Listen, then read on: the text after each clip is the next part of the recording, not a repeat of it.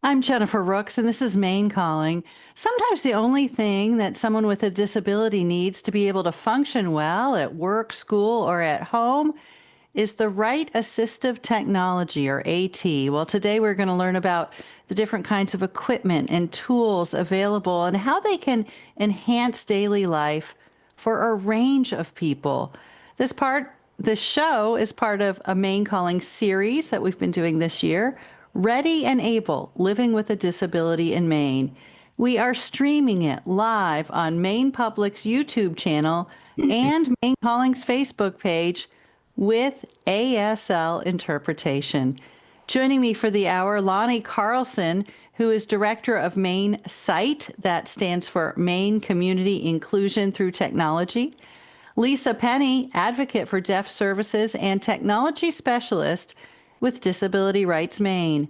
And Sarah Squires, who is public policy director with Disability Rights Maine. We invite you to join the conversation. Have you used assistive technology? Do you have a story to tell about how it has changed your ability to live or work or go to school? Are you wondering where you might turn to access equipment? You can send us a brief email, talk@mainepublic.org, post a comment on Facebook or Instagram, or give us a call, 1-800-399-3566. Again, 1-800-399-3566. Well, Lonnie, I'm going to start with you. This term, assistive technology, or AT, it covers a lot of different kinds of equipment and tools. Give us a sense of what that might include. Give us a sense of the range. Thanks, Jennifer. Assistive technology, I think you mentioned it's any tool or device that helps a person with a disability do something they couldn't do without it. I think the thing I'd like to stress is that assistive technology, a person is not dependent on assistive technology. It makes them independent in anything that they want to do, if it's anything that occupies their time. So work, school, recreation, employment. I saw, and I thought this was interesting. We might often think of something that's super high tech, like something that speaks for someone who's unable to speak, but it could be something as simple as a pencil grip. Absolutely. The devices could be, we have many federal categories, but it could be a mobility device. It could be a speech generating device. It could be a daily living aid, for example, an adapted kitchen tool or a dressing aid. It could be something so you can access your computer, your digital content, or your smartphone. There are built-in accessibility features that allow you to do that. It could be seating, sensory items, help somebody self-regulate. There's so many ways that assistive technology can be incorporated. I saw a recent study, Lonnie, that said that the biggest barrier to getting assistive technology is awareness, that many people just simply don't know what's out there that might help them and that they can get it. Does that resonate with you? Absolutely. When it comes to assistive technology, you don't know what you don't know. And we go out and do trainings and education and talk to people about what AT is, assistive technology is, and how they've already incorporated it into their daily life. We're all using Zoom. This is a piece of assistive technology for folks who maybe cannot get out and get to a place they need to be. So understanding what's available, understanding how it could create independence in somebody's occupation, being what they're doing with their time during the day, and then also funding is an issue. How to access it. But I think that it's important to remember that AT can be low tech or high tech. And the price point for getting into low tech is much easier. And if someone's listening right now, you said we, and when you say we, you mean Maine SITE. If someone's listening right now and thinking, boy, maybe there is something out there that could help me, do they contact your organization? Do they contact Maine SITE? Absolutely. And when I say we, I mean Mainsight, but I also mean this larger network of AT providers and AT resources. But they could reach out to mainsight.org, or they could email us at info@mainsight, or they could call us. There's three of us here in the office, so it's a small but mighty crew. But we're happy to talk and share. Sarah, I was thinking about this program yesterday. Last night, I used one of those little grippers to help me open a jar when I was cooking dinner. And it made me think about this overarching theme of this whole series on living with a disability, that pretty much all of us have varying abilities to function that may change throughout our lifetime. And it's not like everybody's in one category of having a disability or not, that somebody listening today may not even identify as having a disability, yet may benefit from assistive technology. Yeah, I mean, I think we think of disability as sort of a spectrum of things because, like you said, not all disabilities are the same. And generally speaking, a disability is something that's like a physical or mental, they say impairment, although I don't like the word, that impacts one or more daily life activities. And those are defined as like walking, talking, the ability to bathe or care for yourself, things like that.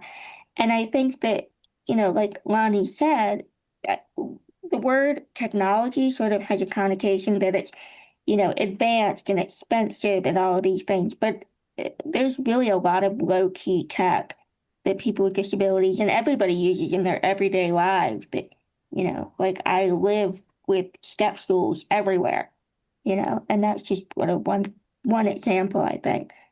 I was going to ask you, so in your life, the simple thing that's made you be able to be more independent is step stools. It's one of the things, yeah. I mean, I also have an assistive mobility device that I've used since middle school, but it's been helpful in my educational, you know, uh, journey. It's been helpful in, being part of the community and also with employment. So it's, something I use as needed, but it is greatly benefited and expanded my entire life, my worldview. Lisa, you run the telecommunications equipment program. Tell us what some of that equipment does and who can it help? So I work mostly with people who are deaf and hard of hearing, but really with any disability, any person who has a disability that limits their access to communication. That means telephone, hearing aids, big button telephones for people who have low vision,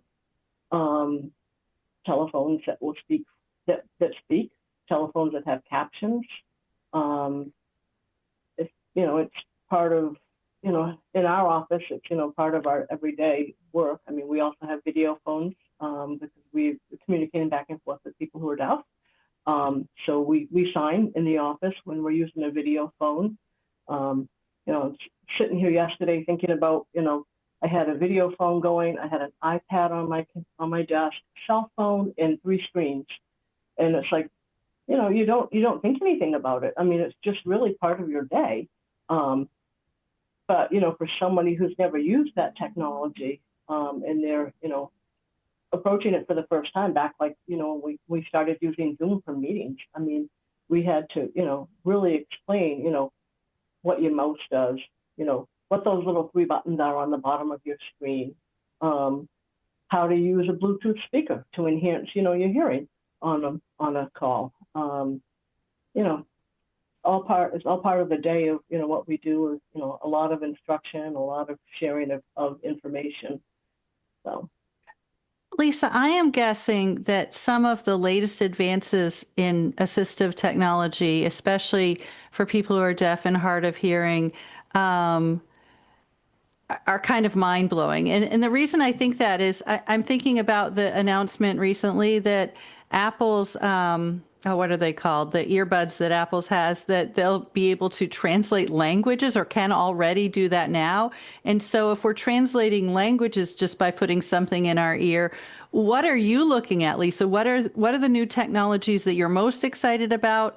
And what are you looking at that might be right around the corner that might be really a game changer for the people you work with? I think one of the things that's changing daily is hearing aid technology with, with the sophistication and adding AI and the Bluetooth and being able to,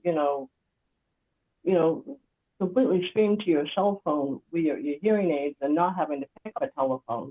I think for people who are hard of hearing, that's probably been, a really amazing advancement for hearing aid technology. I mean, when my sister started wearing hearing aids, that was, there was nothing small about it. I mean, everything was big. You didn't put up you couldn't even put the telephone up next to your ear.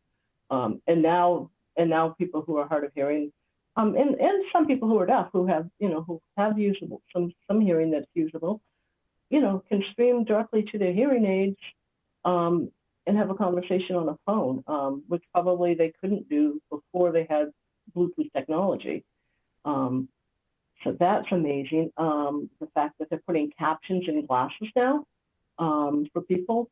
I haven't tried them myself, but I've been watching videos and I've talked to a few people who've tried it, and it's pretty amazing technology. Captions and glasses. So you're having a conversation with someone, and it's almost as though when you watch TV with closed captioning, you just have that coming in. Wow, that's really something. I'm going to go up to Green and Zion, who's calling in. Hi, Zion. Go ahead. You're on Maine Calling. Hey, thank you for taking my call. I just wanted to let everybody know about the accessible technology for blind individuals. Like, for example, I use an app on Android called Lookout, and that uses Google's Gemini AI. And so with that app, before I could actually not read cans, anything, I had to really depend on people for everything. Now with that app, it reads everything on the can, everything you need, whereas some of the older technologies couldn't. So I just wanted to, spotlight that for everybody, people may not know. Zion, I want to keep you on the line for a minute. So explain this. So you go grocery shopping and you're able to, how does that work? Do you point your phone or point your glasses or something at the shelf and just walk us through that? So it is unfortunately not able to be compatible with glasses. So what I do is I go into the grocery store and I hold my phone up out front of the shelf that I want to read things on. And again, that's the Lookout app for Android. And I go slowly along the shelf and it'll read the names of the cans. For example, chicken noodle soup, beef stew, and it'll read everything on the can. And it even has a specific mode specifically for food where it reads the barcodes on food cans. Wow, that's really exciting. Zion, thank you so much for calling in and telling us how assistive technology, or AT, and this is really kind of the next step of assistive technology, right, Lonnie? This is AI. Yeah, I mean, it's exciting to hear that he's using that in that capability, and using your smartphone is a great way to access many parts of your life. And AI has been around, being used by the disability world, I think, longer than people are really aware. But the whole captions, talk to text, are a function of they were designed essentially so that people with disabilities can communicate. And so now it's mainstream. We're all talking to our phones, and AI is amazing. It also has some. It also has some pitfalls where it is. Reflects the activities and actions of a typical person. And so there have been some examples where smart technology or AI may not be able to, for example, crossing a street, you could see a person crossing a street. Well, if you have a person using a wheelchair, are they being picked up as an obstacle also? So just making sure that the data being used when we are talking about AI reflects the wide variety of users and people. Yeah, interesting. Sarah, it looks like you wanted to jump in. Now, just when Lonnie was talking about crossing the street and making sure that it picks up on individuals, it just made me think of the automated doors, like at grocery stores, and they operate on a sensor. And I've actually had instances where they don't pick me up. And so just sort of that whole idea that they're really great until they're not, I think. Boy, that's so true with so much of technology, Yeah. isn't it? Great until it's not. Zion, thank you so much for calling in. We're going to go up to Bangor and Sharon. Hi, Sharon. Go ahead. This is really interesting because I have a similar conversation.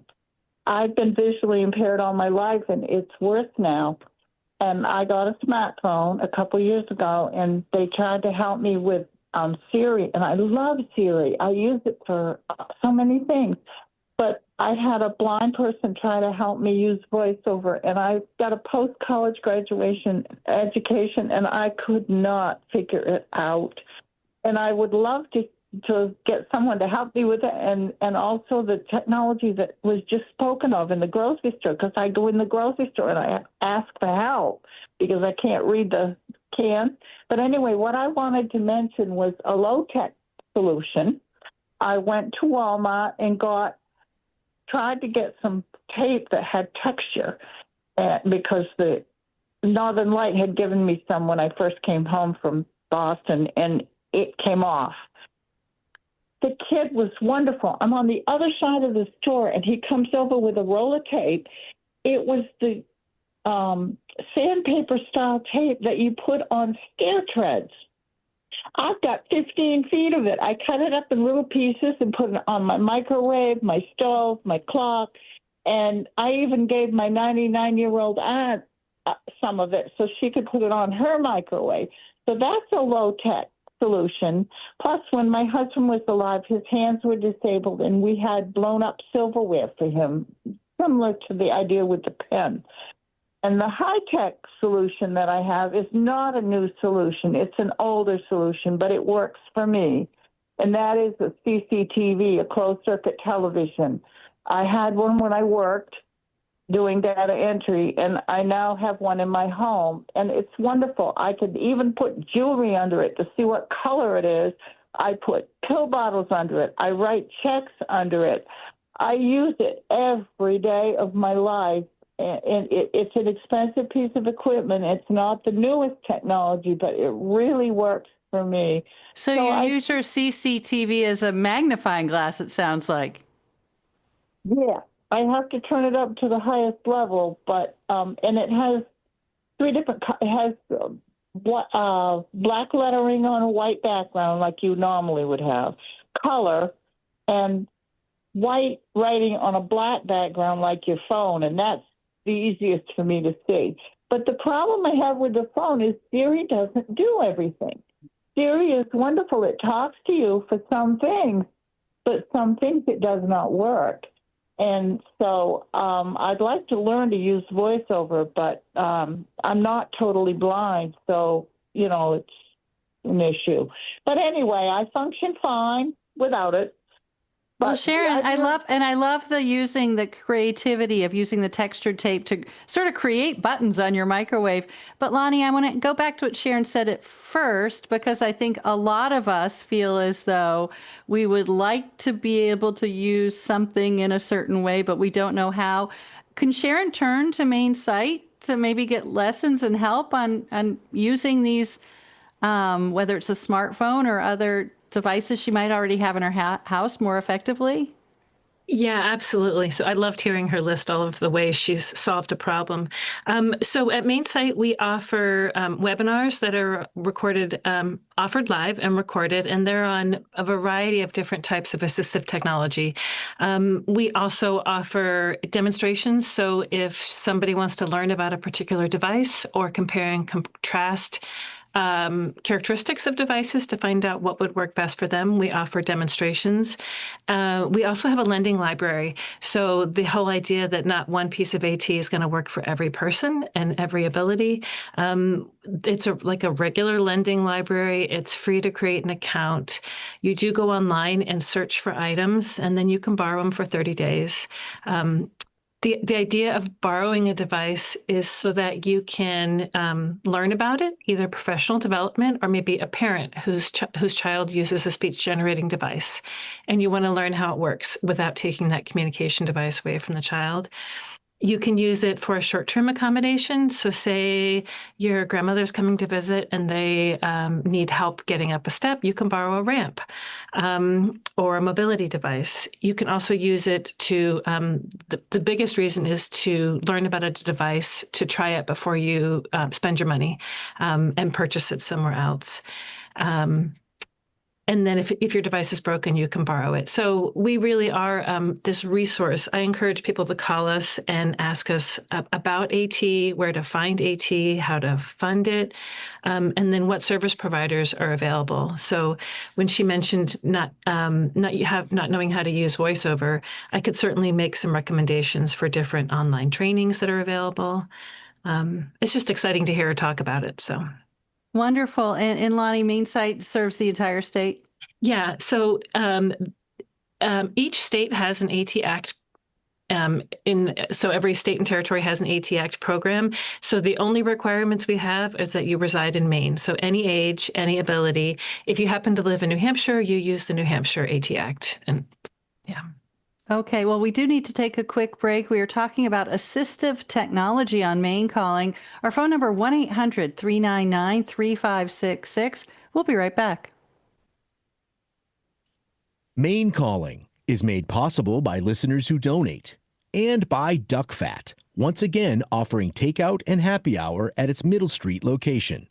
Online ordering available at duckfat.com. And Efficiency Maine, helping homeowners take control of home energy costs with insulation rebates. Learn more at efficiencymaine.com. From Ukraine to Gaza to Sudan, we live in a world that is rife with conflict. History might suggest that war is the norm, that states like people want to survive and sometimes find that violence pays. But what then of the belief that war is not destiny, but a decision made, and that conflict only creates more chaos? I'm John Donvan. This week on Open to Debate, we take on one of humanity's oldest questions: is war inevitable? Today at 2 on Maine Public Radio.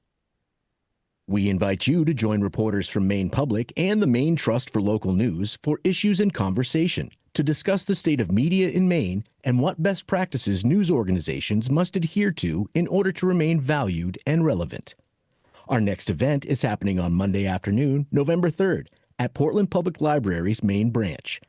For complete details and a full list of events, please visit mainepublic.org and click on Community. Welcome back. This is Maine Calling. I'm Jennifer Rooks. Assistive technology, or AT, is the term that includes everything from a special pencil grip to text-to-speech computer programs.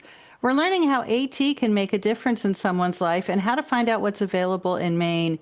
With me are two guests from Disability Rights Maine, Lisa Penny, an advocate for deaf services and also a technology specialist, and Sarah Squires, Public Policy Director.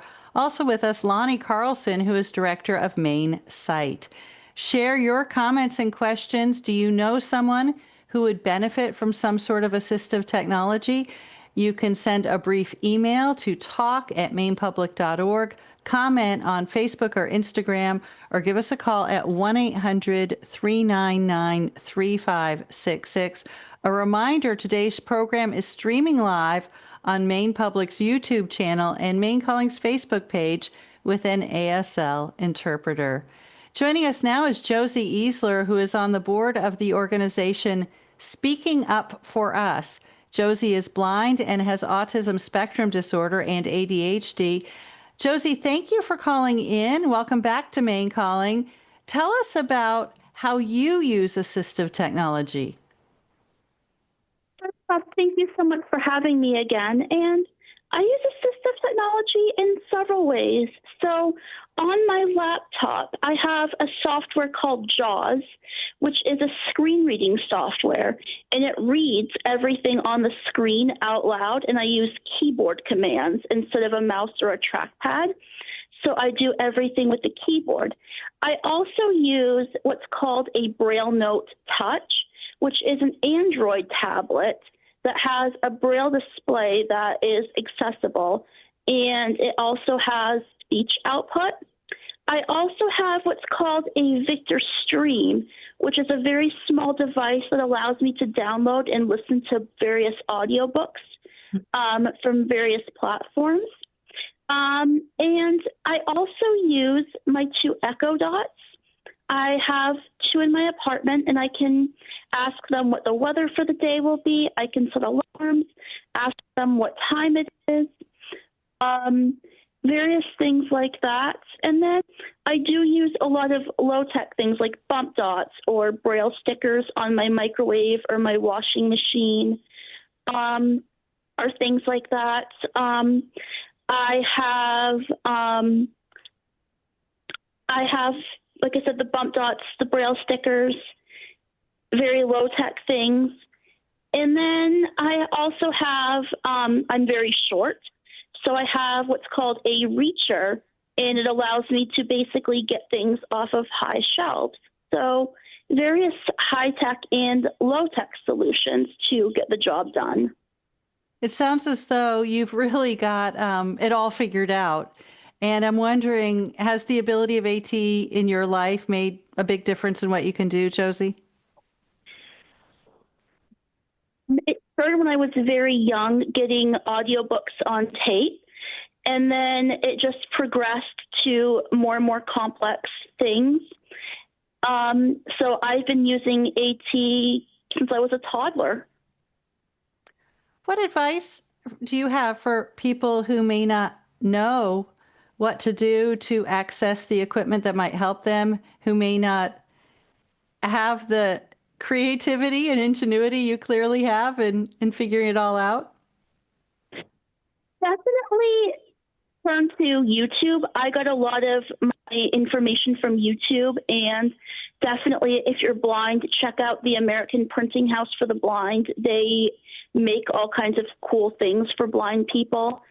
You can also reach out to the Iris Network or Voc Rehab or your local career center for help. Wonderful. Well, thank you so much for joining us, Josie. Josie is blind and serves on the board for Speaking Up for Us. And Josie, Laura from the Iris Network happens to be calling in.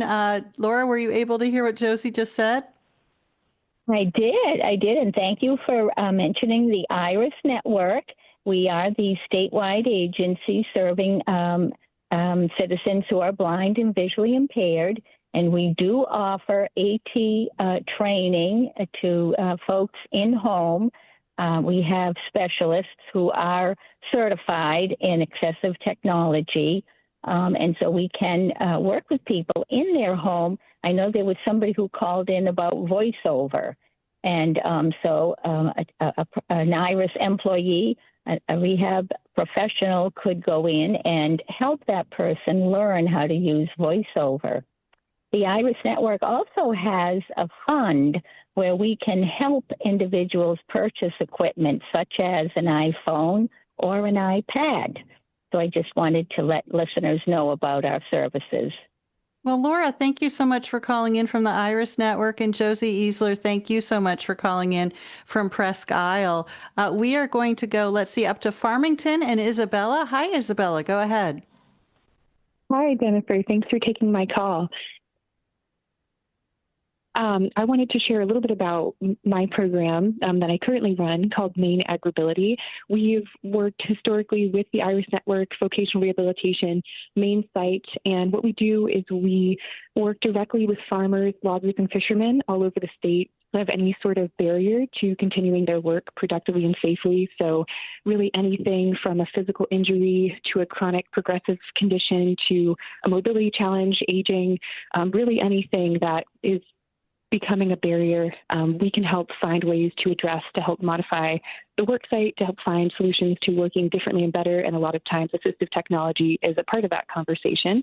So it's our job to help find reasonable ways to fund assistive equipment and technology in cases where those folks might need it. You know, it's so interesting, Isabel. I'm so glad you called in from Maine Agribility. You mentioned that you work with farmers and loggers and fishermen. And, you know, we already know that those are three of the most dangerous fields there are. Are you able to make those fields, the physical work that's being done, safer for people? In certain ways, yeah. So we talk a lot about injury prevention and secondary injury prevention in cases where something may have happened already. And so we're looking at kind of eliminating some of the most, dangerous issues that might crop up. So we're thinking about things like tractor safety. We're talking about having visibility and maintaining quality hearing, because that's really important on farm operations and logging operations where things are highly mechanized, especially preventing things like slips, trips, and falls on the work site, which comes up a lot in logging and oftentimes in farming and fishing as well, especially in an environment where your balance is often challenged. So we try to analyze and address those things too, to keep people, that might already be experiencing a challenge, to kind of mitigate some of the additional challenges or things that could kind of compound on what might already be going on. Well, Isabella, thanks so much for calling in. Isabella calling in from Farmington and the program Maine Agribility. I'm going to go to John, who's calling from Gorham. Hi, John. Go ahead. Hi. Yes, you had the lady about the crossover. I had the exact same problem. I couldn't figure it out. So I walked into the Apple store and I told them I had this particular disability, and I told them why, and I said, I can't figure this out. And the guy said, oh, we'll do it for you. He did it, and then I found out that as part of the disability law, manufacturers that sell you products, if you have a specific disability and you're relying on their product for a assistance, they all are required to give you assistance. Some will give you a lot more than others, but at least that is a requirement. Apple goes out of their way to do it. Well, John, thank you for that information. Sarah, is there anything you'd like to add to that about what the law requires of manufacturers? I don't have anything to add right now. Just to say that Disability Rights Maine does offer an advocacy program around assistive technology, separate from the communication access services that we just spoke about.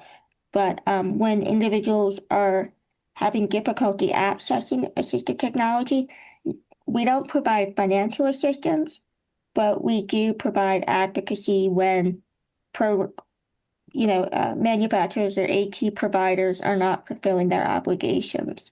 So if people are in those situations and they have questions or concerns, I would strongly encourage them to reach out to Disability Rights Maine. All right, John, thank you for that call. We'll go to Brunswick. And John, hi, John, go ahead. Hey, I'm with 3i Housing of Maine. We're a nonprofit, and we are building facilities, homes, specifically designed for folks with physical disabilities. And we are putting into those facilities lots of technology to support folks, assistive technology. Some of that takes the form of smart home technology, which we've relabeled as assistive technology. So echo dots, the ability to open doors with door openers, the ability to, using your voice, the ability to run the shades up and down, the ability to turn lights on and off, the ability to change temperature, all of that sort of thing. We're also doing physical design to help people who are, for instance, in wheelchairs to be able to get around the kitchen and cook even in your wheelchair, and so on. And then also the appliances that we're choosing to try to make sure that they are appropriately structured for people with different kinds of disabilities. So John, this sounds so amazing. Where are these homes being built? So we have a 51-unit apartment building that's going to be built in the new downtown area of Scarborough, and we'll be breaking ground on that next year.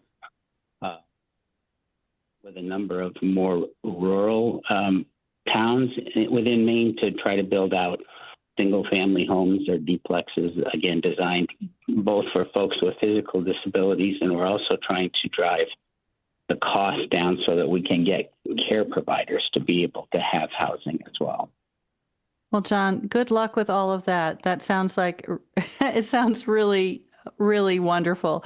John calling with 3i Housing for Maine.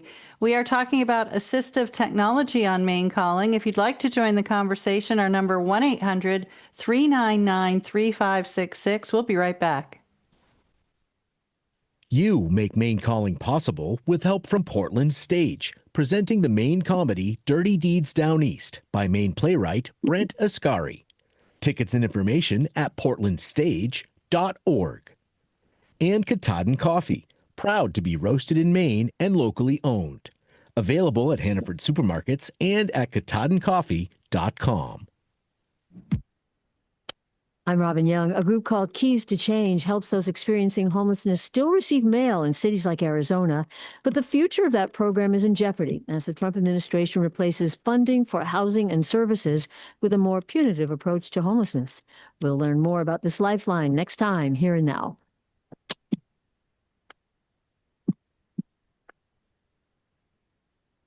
Here and Now, today at noon on Maine Public Radio. It's important to stay informed, but you need to do it on your own schedule. Maine Public's news team is here for you when and where you need us. Wake up to a first look at the day's news with our Daily Headlines morning newsletter. Listen to Maine Public Radio throughout the day. Or check our local news roundup each weekday evening on our This Day in Maine podcast. It's news when you want it, how you want it. Learn more at mainepublic.org. Welcome back. I'm Jennifer Rooks. You are listening to Maine Calling, and today we're talking about the role that assistive technology, or AT, can play in making possible for people with disabilities to live more independently. This show is part of our year-long series, Ready and Able, Living with a Disability in Maine. Joining me, Sarah Squires and Lisa Penny, both with Disability Rights Maine, and Lonnie Carlson with Maine Sight. We invite you to join our conversation. Call 1-800-399-3566. Send a brief email to talk@mainepublic.org or post to our Facebook page or to Instagram. Before we get back to our callers and emailers, and there are lots of you, I just wanted to ask you really quickly, Sarah, about what is required by law. I know that there are specifically laws about education and students, that assistive technology isn't an extra, it is mandatory if it could help, right? Yeah, I mean, I think I'm not comfortable speaking directly to the law as I'm not an attorney. But I will say that the students with disabilities are entitled free and equal access to educational opportunities. And so that can include, speech therapy, occupational therapy, but also any sort of assistive technology to make that happen in the school, such as speech generating devices, screen reader software, recording devices, and so forth. So to the extent that a student may need that in order to be able to make academic gains and participate in their educational program, school districts are required to, make sure that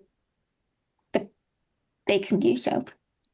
And we've all read and heard about the cuts to so much government funding, including the Department of Education. And I'm wondering if you at Disability Rights Maine have seen the impact of that already, or if you're worried about that in the future.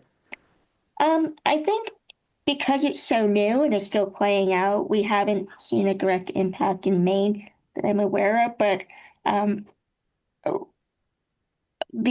what's happening at the federal level, I just think I want to share that it doesn't negate the state's responsibility to continue serving these students and to continue providing services. So while there are concerns about funding that coming from the federal level and the technical assistance that may be available to educational providers. The state still has an obligation to serve students, and the state due process office or dispute resolution office, which is available when students their needs are not being served, they are still there to assist in any sort of dispute resolution procedure. Thank you. On the line with us now is Chris Dolinek, who is with the University of New England. Chris is Assistant Clinical Professor of Occupational Therapy and teaches about assistive technology and adaptive equipment. Thanks so much for calling in, Chris. And I understand UNE now has a minor in assistive technology.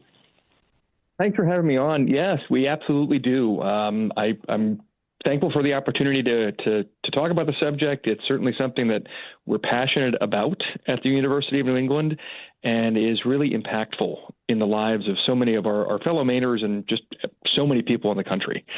We do have a minor.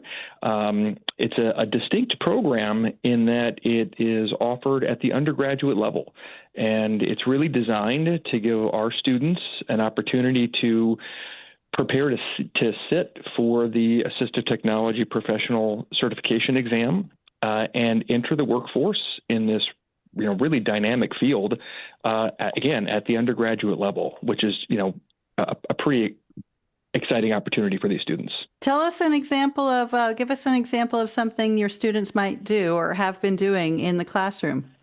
No, that's a great question. So we just finished this morning a class in partnership with our Makerspace laboratory for a class that's focused on assistive technology for community mobility. And we are building wheelchairs. So we are building these, what would normally be, multi-$1,000 rigid frame, ultralight wheelchair for a dedicated wheelchair user. And we're using household materials that you can pick up at Home Depot. Wow. What kind of feedback do you get from your students? What does it mean to them to be involved in a project like that? I think overall, the students really love the experiential nature of not just the course that we're doing right now for community mobility, but all the courses that are part of the minor.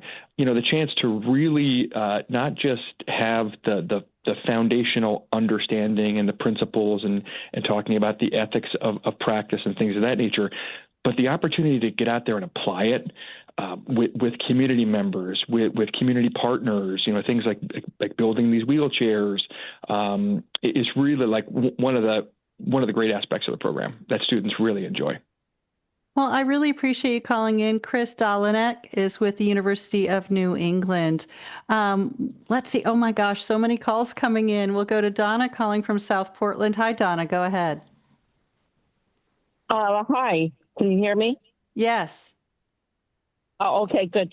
I have a brother who's severely handicapped. He has a degenerative neurological disorder, and now he's really lost the use of his hands for the last few years. And we have to strap an eating implement onto his hand so that he can feed himself. And a few years ago on Facebook, I saw something called Liftware, and it had a little gyroscope that would keep the spoon or fork level. So, and it really helped him a lot. But they seem to have gone out of business and we can't replace it. And I wondered if there was anything similar that people knew about. Lonnie, you seem to know. Go ahead. Yeah. So that is Liftware is pretty amazing. So there's a couple items. So Liftware is going through a transition, but in our lending library, we still have the spoon and fork attachments and devices that are available to borrow. And then there's also another company that offers the similar type of gyroscope. The idea is as a hand trembles or tremors, it counterbalances that and keeps the item from falling off the spoon or fork. And then third, there's also it's called an OB feeder. It's an automated feeding system that scoops down and and feeds from a plate. So the person has independence in being able to use switch switches to operate it. So if they don't have for example, they don't have the use of their hands, they can use sip and puff to turn a switch on and activate it, or they can use head movements, eye movements. So we have many of those items in our lending library. So if Donna wants to reach out, I'd be happy to point her in the right direction. There you go, Donna. Good luck to you. An email here from Sarah. My high school student has, among other things, a language-based learning disability, which is defined as a neurological disorder that affects a person's ability to understand, use, and process language. With the 504 plan, one resource our student has tried to access at school is note-taking technology, but we have been told there is no approved program that can be used in a public school setting due to privacy issues. We have requested class notes, but some teachers do this, others do not offer it, and many use lecture style in their classroom. What options or recourse do we have to meet this need for my student? Is this the legally correct answer? Are there creative solutions that we should consider? Sarah, I'm going to turn to you. Right. I think, honestly, I would encourage your student parent or guardian to contact Disability Rights Maine. Our website is drme.org. Our phone number is there. They can call our office and do a telephone intake, or we have an online intake form if the parent wants to complete that and submit it. And we can certainly, look at it to provide potentially some resources, perhaps a referral to Maine site for any technology-related questions. But again, I'm a little reticent to answer any sort of legal type questions right now. But you do have lawyers at Disability Rights Maine. We do. We have so many lawyers who are, far more qualified than I am, or at least licensed to answer those questions. So all right. I would encourage them to reach out. We'll go to Fred, who's calling from China. Hi, Fred. Go ahead. Hi, I'm actually from Smyrna.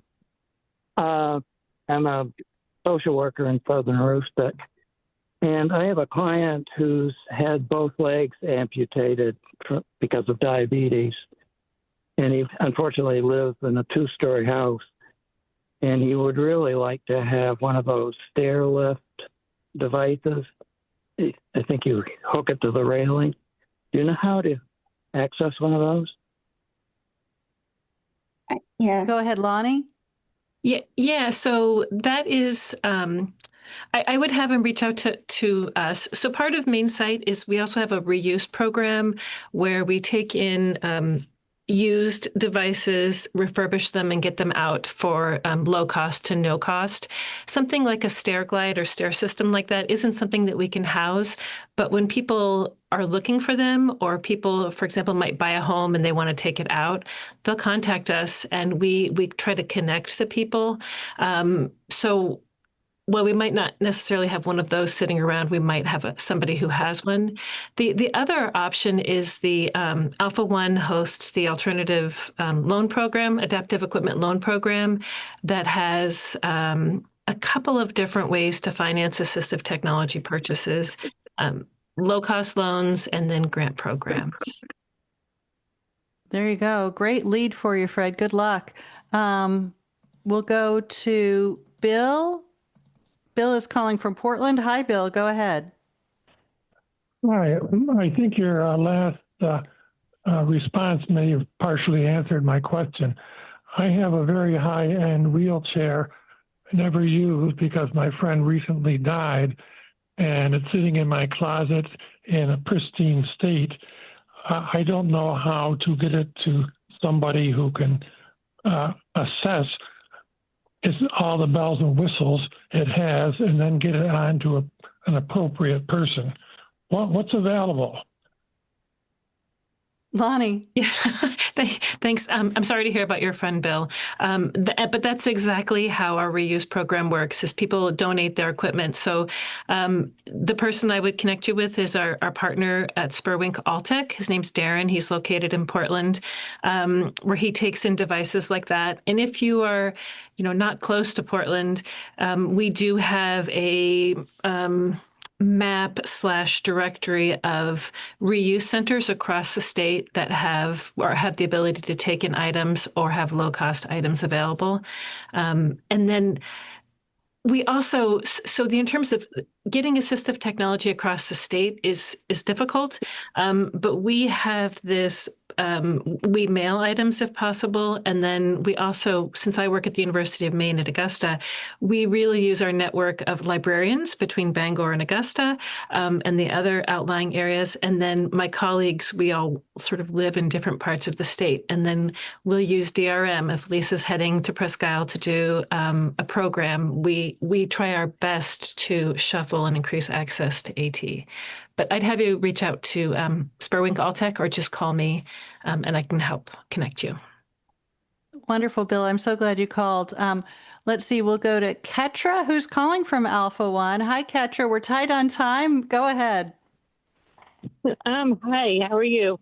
My company, Alpha One, we're a Center for Independent Living. We are managed and directed by people with disabilities. We're statewide.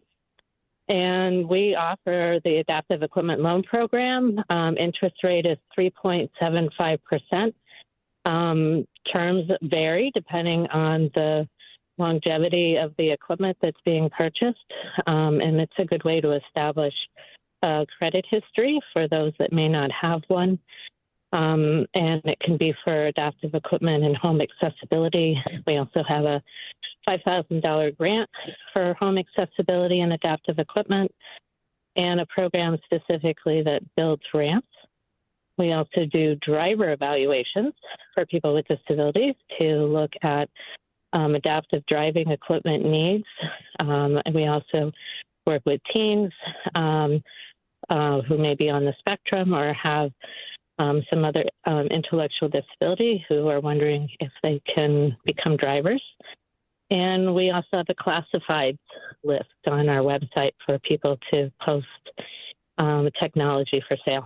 Well, Ketra, thank you so much. So much available at Alpha One. I really appreciate you calling. And you will be our last call for the hour. We're out of time. Thank you so much to all of you here with me today. Lonnie Carlson, Director of Maine Site, Lisa Penny, an advocate for deaf services and technology specialist with Disability Rights Maine, and Sarah Squires, Public Policy Director with Disability Rights Maine. Today's sound engineer was Sam Tracy. We had help from Maine Public's TV production coordinator, Nick Godfrey, and we want to thank our ASL interpreter, Elaine Williams, with Mary Jane Grant Sign Language Interpreting Services. You can watch today's Maine Calling program on Maine Public's YouTube channel. Maine Calling is produced by Jonathan Smith and Cindy Hahn. Tomorrow, an update on deer hunting in Maine. I'm Jennifer Rooks. This is Maine Public Radio.